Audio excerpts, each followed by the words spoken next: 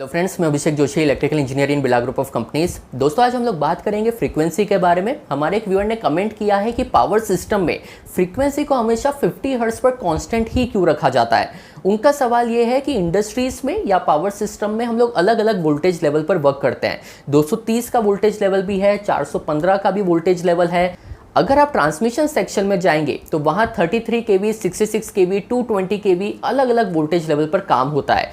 Current के point of view से देखें तो हर मोटर का फुल लोड करंट अलग अलग होता है। कोई मोटर 20 एम्पियर पर चल रही है, कोई 50 एम्पियर पर चल रही है, पर इन सभी चीज़ों में 50 हर्ट्ज फ्रीक्वेंसी कांस्टेंट है। तो ऐसा क्यों है? अगर हम लोग फ्रीक्वेंसी को भी बार बार चेंज करें तो उसका इम्पैक्ट क्या पड़ेगा आपके पावर सिस्टम में, ये उन्होंने पूछा है और इसी चीज़ को आज हम लोग डिस्कस करने वाले हैं इस वीडियो में। तो दोस्तों, बिना टाइम वेस्ट किए शुरू करते हैं।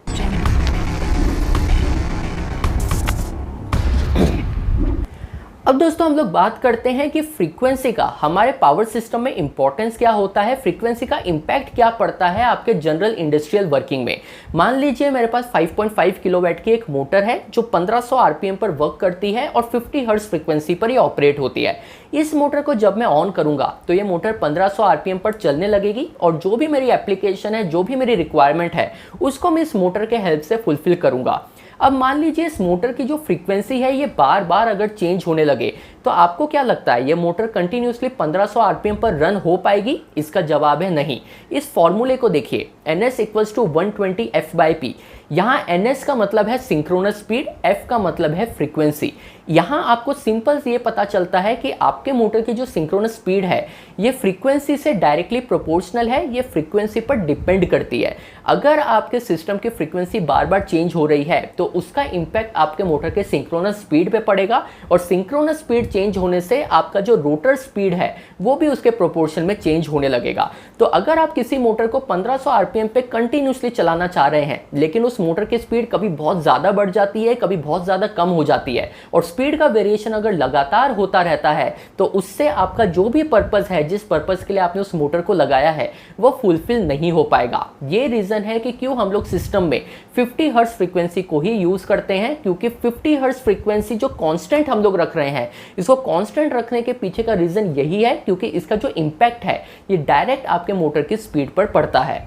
अब दोस्तों, हम लोग एक और एग्जांपल से इसको समझने की कोशिश करते हैं। देखिए, हमारा जो नेशनल ग्रिड है, ये national grid synchronous interconnected system है। अब आप इन टर्म्स पर ध्यान दीजिए, मैंने सिंक्रोनस इंटरकनेक्टेड सिस्टम कहा है। इसका मतलब ये है कि आपका जो नेशनल ग्रिड है जो पूरे इंडिया को कवर करता है, एक तो ये है कि ये इंटरकनेक्टेड सिस्टम है कि हर सिस्टम, हर नेटवर्क एक दूसरे के साथ इंटरकनेक्टेड है।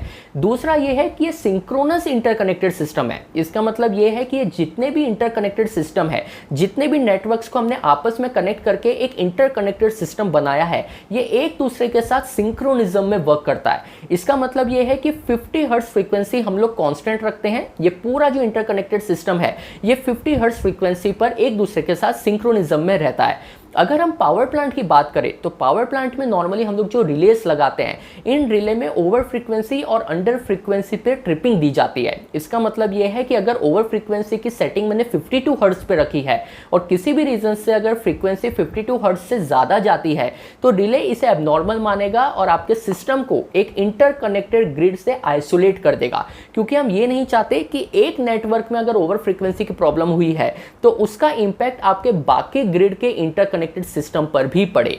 वैसे ही अगर किसी नेटवर्क में अंडर फ्रीक्वेंसी की प्रॉब्लम होती है तो भी रिले इसे एबनॉर्मल मानेगा और सर्किट को आइसोलेट कर देगा, क्योंकि हमारा जो पूरा सिस्टम है ये इंटरकनेक्टेड है। अगर एक नेटवर्क में अंडर फ्रीक्वेंसी की प्रॉब्लम होती है तो उसका इंपैक्ट आपके बाकी पूरे ग्रिड पे पड़ेगा, क्योंकि आपका सिस्टम आपस में कनेक्टेड है। हम ये नहीं चाहते कि एक नेटवर्क में जो अंडर फ्रीक्वेंसी या ओवर फ्रीक्वेंसी की प्रॉब्लम आई है उसका इम्पैक्ट आपके पूरे नेशनल ग्रिड पर पड़े, इसलिए इस सिस्टम को आइसोलेट कर दिया जाता है। अब सवाल ये है कि आप ऐसा कर क्यों रहे हैं? अगर आप ये ट्रिपिंग प्रोवाइड ना करें, अगर आप इस सर्किट को ट्रिप ना करें तो उससे क्या क्या प्रॉब्लम हो सकती है नेशनल लेवल पे, अभी मैं आपको ये बताता हूँ। दोस्तों हमारे घर में जो इलेक्ट्रिसिटी आ रही है, इंडस्ट्रीज में जो इतनी सारी मोटर रात दिन चल रही है, ये कहीं ना कहीं इलेक्ट्रिसिटी जनरेट हो रही है, तभी ये हम तक पहुंच पा रही है। अब आपका जो नेशनल ग्रिड है, जो इंटरकनेक्टेड सिस्टम है, मान लीजिए किसी एक नेटवर्क में अगर अंडर फ्रीक्वेंसी की प्रॉब्लम होती है तो उसका इंपैक्ट आपके पूरे नेशनल ग्रिड पे पड़ेगा, क्योंकि ये जो पूरा सिस्टम है ये सिंक्रोनाइज है आपस में और ये इंटरकनेक्टेड भी है आपस में।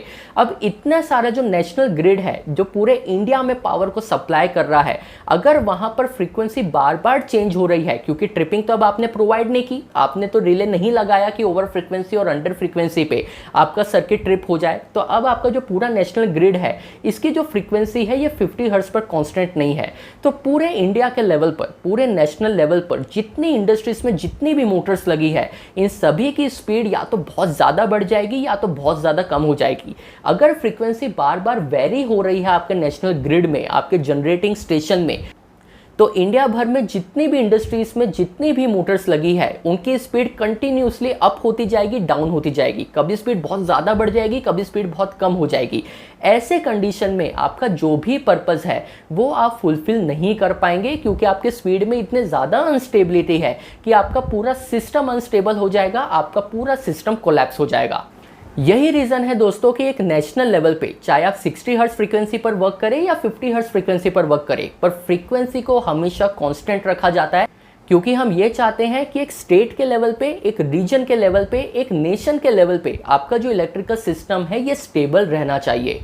तो दोस्तों फ्रीक्वेंसी को कांस्टेंट क्यों रखा जाता है, ये रीज़न अगर आपको समझ में आया हो तो मुझे कमेंट बॉक्स में बताइएगा। और भी कोई रीज़न हो आपके पास तो आप अपना एक्सपीरियंस मुझसे शेयर कर सकते हैं। मैं आपसे मिलता हूं कल ऐसे एक इंटरेस्टिंग टॉपिक के साथ। तब तक अपना ध्यान रखिए। Good bye.